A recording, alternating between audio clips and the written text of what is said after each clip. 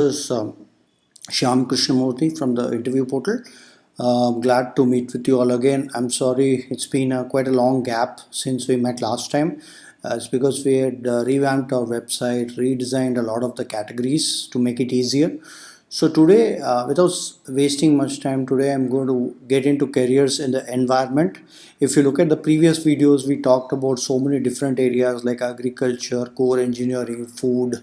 So similarly, I'm going to cover a few interviews in areas related to environment.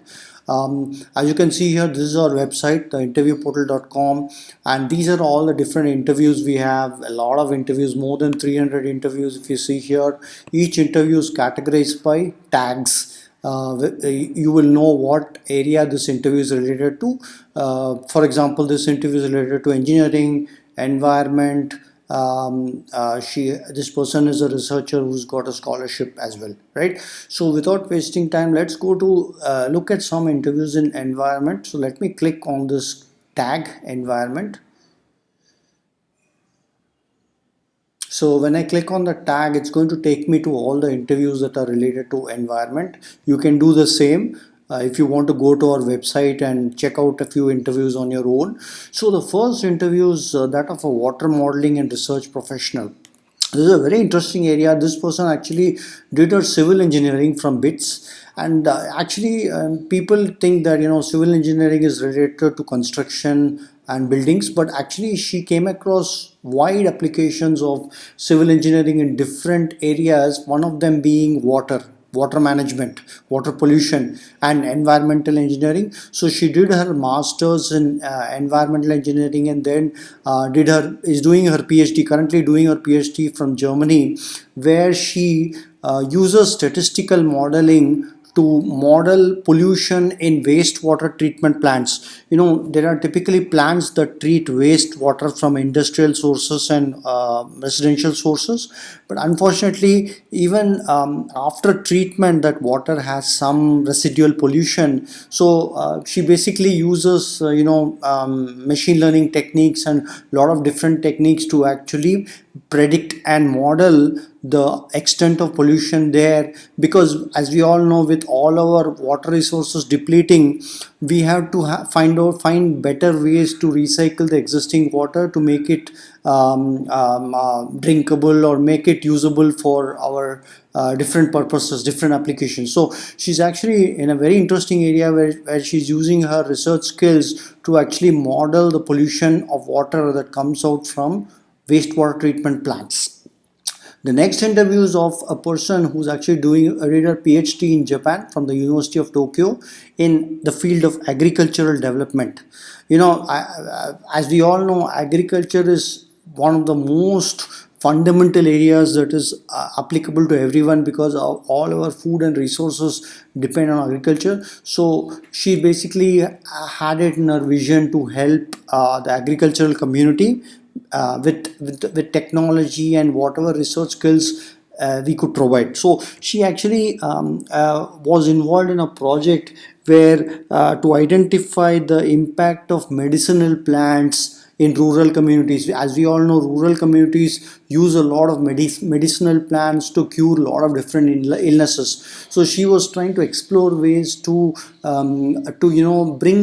combine technology and engineering, combine it with these innovative concept of medicinal plants, and see if we could create products based on medicinal plants. Currently she's working as a postdoctoral researcher in Fukushima, where she's working in science outreach and communication, trying to bridge research with the layman. As we all know, research shouldn't get restricted only to the lab, it needs to come out to the real world. So she works, because Fukushima was affected by nuclear disaster, she's actually working with local communities in Fukushima to see how the output of research can actually benefit the local community. Very interesting area in agriculture.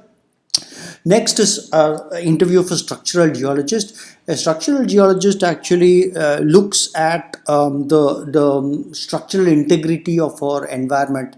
This person actually works on mountains to understand how mountains originated, and he studies mountains to try to see what kind of impact these mountains could have in future earthquakes. As we all know, natural disasters are something that we cannot avoid, but we can at least be prepared for it. We can try to find out the reasons. So mountains were actually formed through deformities which existed millions of years ago. So he's a field geologist, fantastic area. He got interested in nature in school and college, and he decided to extend his interest in nature into a career. And so he basically analyzes he works on studies the Himalayan mountains to try to understand the deformities in the mountains and how those deformities could impact the future environment, or could result in earthquakes. He analyzes what are called fault lines in these mountains.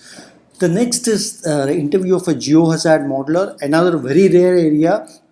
This person actually uses GIS, geographical information systems, or remote sensing techniques to actually predict disasters such as landslides and floods.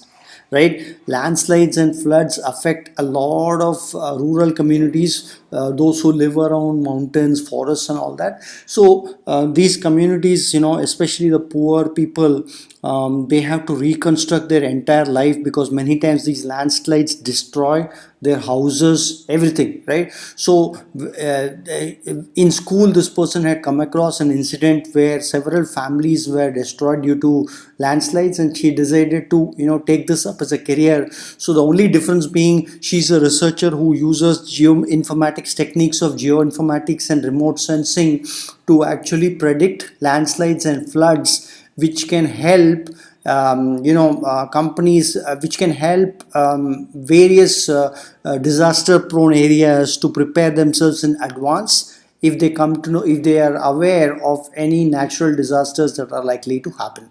So there are many more. So what we are going to do is we are going to continue our environmental career series in the next session as well.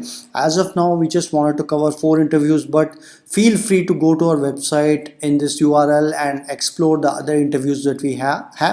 So I'm looking forward to talking to you next time. Have a great day.